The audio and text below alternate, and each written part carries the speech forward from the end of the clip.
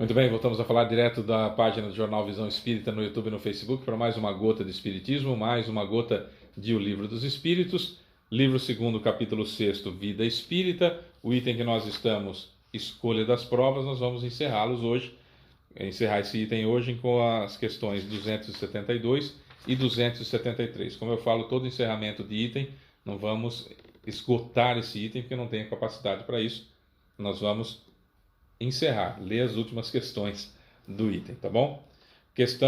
Antes disso, nós utilizamos o livro da editora M, essa tradução, no nosso estudo, e se você puder compartilhar os nossos vídeos, eles não têm fins lucrativos, o único objetivo é divulgação da doutrina espírita, você estará ajudando o espiritismo, tá bom? Vamos lá, 272. Espíritos vindos de um mundo inferior à Terra, ou de um povo muito atrasado como os canibais, poderiam nascer entre os povos civilizados? Resposta: sim. Há os que se extraviam ao desejarem subir alto demais, mas então ficam deslocados entre vós, pois têm maneiras e instintos que não condizem com os vossos. Esses seres nos dão o triste espetáculo da ferocidade no meio da civilização. Retornando entre os canibais, isso não significará uma decadência, pois apenas retomarão o seu lugar e talvez ainda tirem proveito disso. Então vamos lá. Faz sentido? Não faz sentido nenhum a gente imaginar por que é que o sujeito que está lá, ainda naquele estágio evolutivo, encarnando entre os canibais, de repente ele resolve encarnar no meio dos povos civilizados. Isso faz sentido. Eu falei faz sentido e não faz sentido, né? Faz sentido. Por que faz sentido? Porque eu quero evoluir.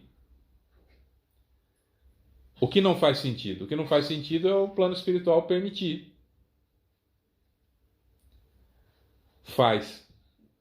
Sabe por que faz? Porque se esse sujeito ou esses sujeitos fracassarem nas provas, as suas vítimas têm expiações por passar. É por isso que é permitido. Simples assim. Eu sou canibal, estou nascendo em meio aos canibais. Minha evolução pífia. Beleza, estou começando no estágio evolutivo, tá? Beleza, vamos lá. Chego no plano espiritual e aí eu passei por algumas situações, vi algumas situações, tenho pessoas que me gostam muito, que me querem muito, que endossam ali, não, a gente vai encarnar junto, a gente vai encarnar perto. Manda então o planejamento para a unidade da divina elevação e Jesus olha, bom, peraí, se o Fábio conseguir vencer a prova e não matar ninguém, não comer ninguém, né, literalmente falando, então, poxa vida, evoluiu, que ótimo, né, beleza. Bom, deixa eu ver aqui onde ele vai nascer. Bom, ele vai nascer aqui nessa região, onde tem pessoas que poderiam ser assassinadas, que tem no planejamento encarnatório delas, que poderiam ser assassinadas se alguém fracassar na prova, porque foram assassinos em outras encarnações. Tem fulano, ciclano, beltrano, assim, assim, assim, assim, assim. Tá. Bom, então se o Fábio fracassar na prova, fulano ou ciclano ou beltrano pode espiar essa prova, já quitam os seus débitos, expurgam de si aqueles problemas, e o Fábio simplesmente sucumbiu na prova, continua sendo o canibal que ele era, só que fora do lugar da tribo de canibais. Não retrograda. Mantém apenas a sua natureza evolutiva e depois ele volta a encarnar lá no meio dos canibais, está tudo certo. Ainda vai ser útil porque ele vai ter a noção de que existe uma coisa melhor e pode ajudar aquele povo a dar uma evoluidinha, alguma coisinha a mais, sempre melhora, sempre é uma evolução a mais. Então esse é o raciocínio. Por que o plano espiritual permite? Porque se eu acertar e conseguir vencer, tiver a força suficiente e conseguir vencer, ótimo, venci, a prova extraordinária. Se eu sucumbir, eu não retrogrado, mas eu faço com que não retrogrado, não volto para trás, e faço com que aqueles outros que estão passando por essa situação evoluam a partir da expiação pela dor, porque perderam a oportunidade de expiar pelo amor. Entenderam?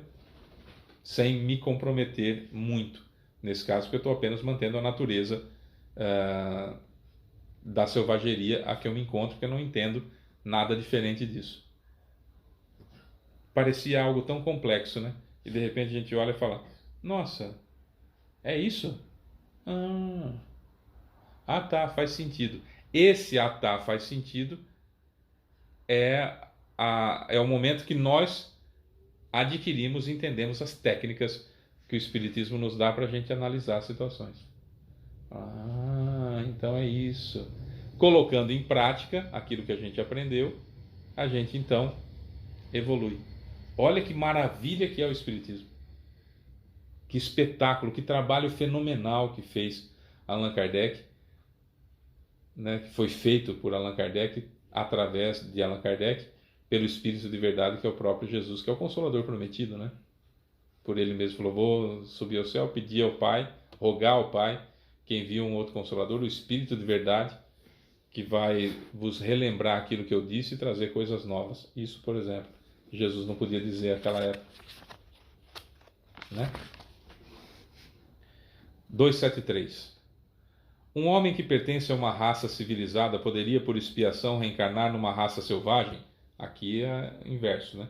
Pergunta anterior: um canibal no meio da civilização, agora um civilizado no meio dos selvagens. Resposta: sim, mas isso depende do gênero de expiação. Um senhor que tenha sido cruel com seus escravos poderá, por sua vez, vir a ser escravo e sofrer os maus tratos que fez sofrerem. Aquele que numa época mandou pode, numa nova existência, obedecer aos mesmos que se curvaram diante de sua vontade. É uma expiação que Deus pode impor-lhe se ele abusou do poder.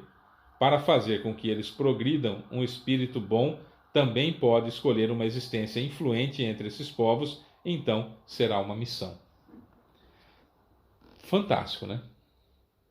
Fantástico. Posso sentir na pele um homem numa raça civilizada poderia, por expiação, reencarnar numa raça selvagem? Sim, porque eu vou estar numa situação de sentir na pele aquilo que eu fiz para o outro, por ter perdido oportunidades de expiar pelo amor. Isso pode acontecer. A outra situação é a inversão de papéis, que é muito importante, né? Um sujeito misógino, por exemplo, que maltrata a mulher, que destrói a vida da mulher, que agride a mulher, né? Que a violência contra a mulher não é só a física, tem a psicológica, que é muito mais grave, porque destrói a mulher por dentro antes de chegar à violência física, né? Pode vir por expiação, se perder as oportunidades de expiar pelo amor, a se encontrar com um sujeito igual ele era, e ele agora no corpo de mulher, sofrendo todas essas situações. E assim, referente à escravidão, como nós vimos recentemente no Rio Grande do Sul, agora também tinha em Goiás, Minas Gerais, vários estados do Brasil, em que as pessoas estavam trabalhando em situação análoga à escravidão, apanhando e tudo.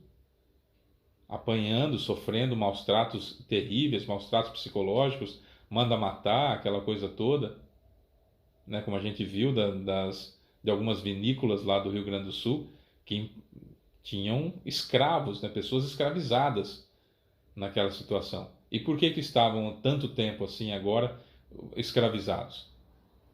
Porque quem veio como chefe fracassou na prova, e esses que foram escravizados tinham expiações por passar ainda daquela época da escravidão.